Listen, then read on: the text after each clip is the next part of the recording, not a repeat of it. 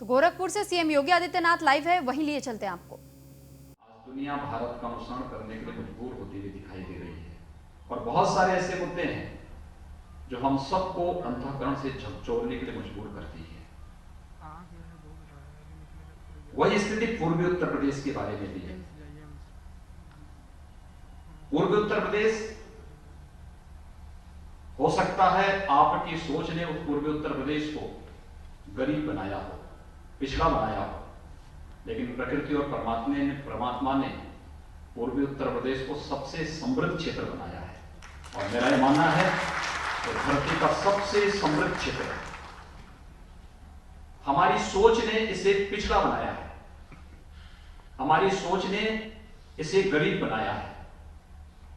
अन्यथा पूर्वी उत्तर प्रदेश, कौन से ऐसा फील्ड है जिसमें पूर्वी उत्तर प्रदेश के अंदर में संभावनाएं न हो, न रही हो, जो देश और दुनिया के अंदर एक नेतृत्व करने की क्षमता न रखता? क्या यह पूर्वी उत्तर प्रदेश से गए हुए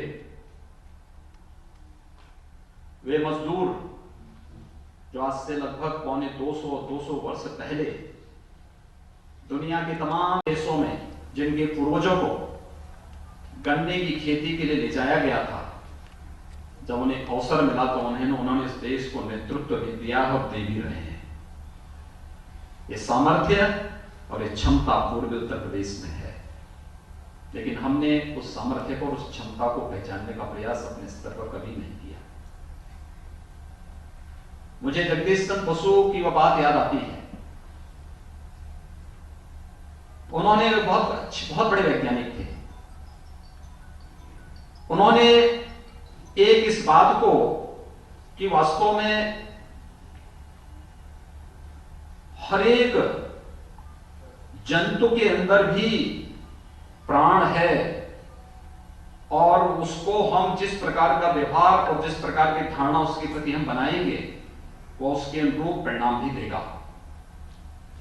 उन्होंने अपने आंगन में 2 स्थान तय किए और 2 पौधे रोपे। एक पौधे को दोनों को बराबर खुराक देते थे, दोनों को खाद पानी अवसर सब बराबर देते थे, लेकिन एक के पास जो जाते थे उसको खूब दुत्कारते थे कि तू सूख जाएगा, मर जाएगा, नष्ट हो जाएगा, तुझे कभी पनपना नहीं, तुझे आगे बढ़ना नहीं है। और दूसरे के पास जाते थे, कहते तुझे बहुत फुलना है, आगे बढ़ना है, खूब विकास करना है, खूब समृद्धिशाली बनना है। एक समय के बाद क्या हुआ? उन्होंने देखा कि जिसको दुत्कारते थे एक समय के बाद सूख गया, जिसको पुचकारते थे वो एक समय के बाद बड़ा पेड़ बन गया, फलदार वृक्ष बन गया, सबको मीठे फल देने लग गया, छाया देने लग गया। और यह केवल किसी एक पेड़ पौधे के लिए नहीं, किसी प्राणी के लिए नहीं, एक प्रकृति पर भी उतना ही अक्सर सही बैठता है। और पूर्वी उत्तर प्रदेश इस मानसिकता का शिकार हुआ है, जो लोग बार बार इसको पिछड़ा कहते रहे हैं, गरीब कहते रहे हैं और यहाँ के शोषण, यहाँ के लोगों की प्रतिभा का दोहन करते रहे हैं, उसका शिकार हुआ है। हम लोगों ने कभी समझने का प्रयास किया नहीं और संस्थाएं तो एक मुखौटा हो चुकी हैं। उनको समाज से कोई मतलब नहीं, उन्हें सरकार की सहायता चाहिए, लेकिन उनकी कोई जवाबदेही नहीं, समाज से कोई जवाबदेही नहीं। मुझे याद है 2017 के पहले प्रदेश के अंदर हर जनपद में कृषि विज्ञान केंद्र थे। गोरखपुर में भी कृषि विज्ञान केंद्र था।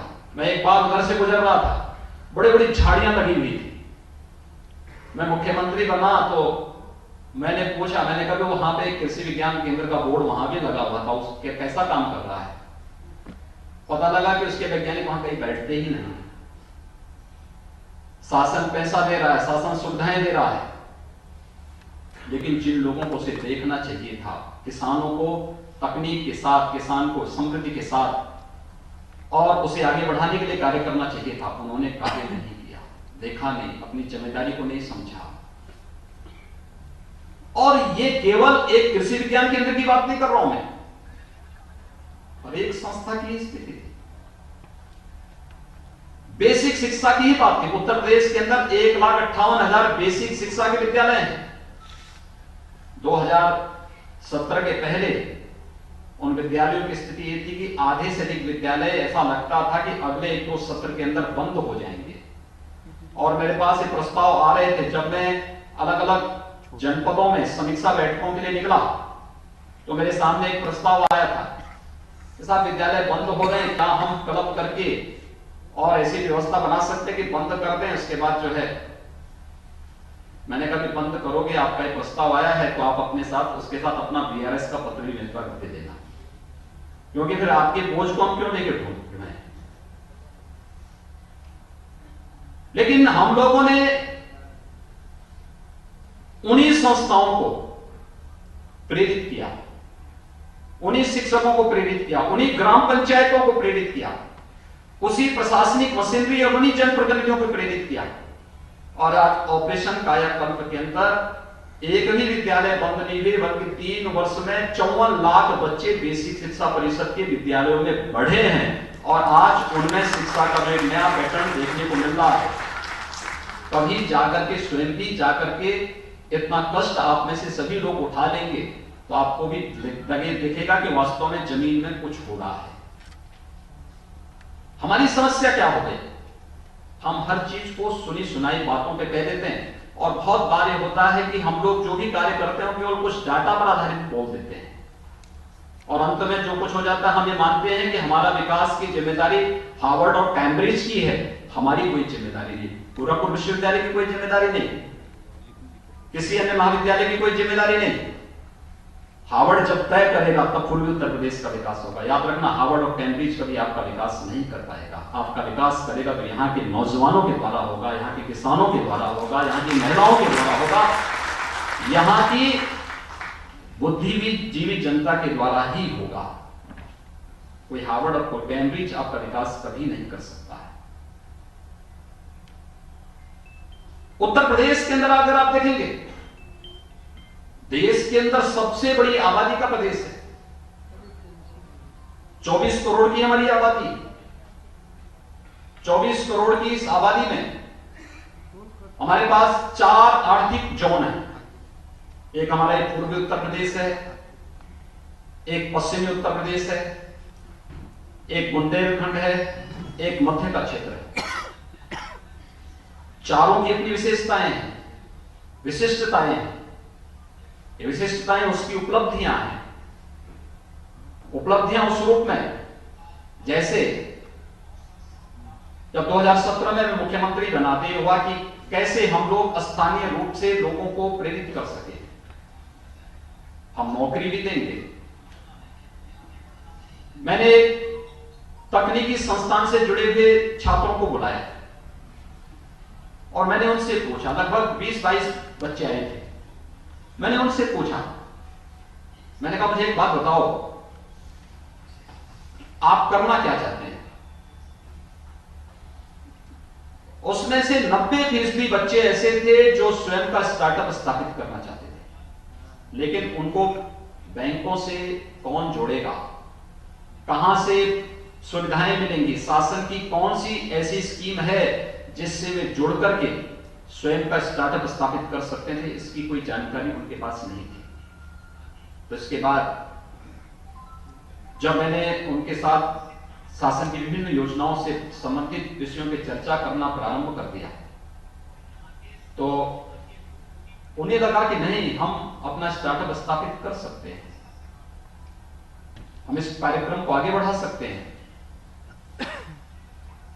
लेकिन क्या यह संस्थाओं की जिम्मेदारी नहीं थी कि शासन की सुविधाएं लेंगे, शासन की व्यवस्थाओं के साथ आप, लेकिन शासन की नीतियों और शासन के कार्यक्रमों के साथ नहीं जुड़ेंगे? कोई जानकारी नहीं।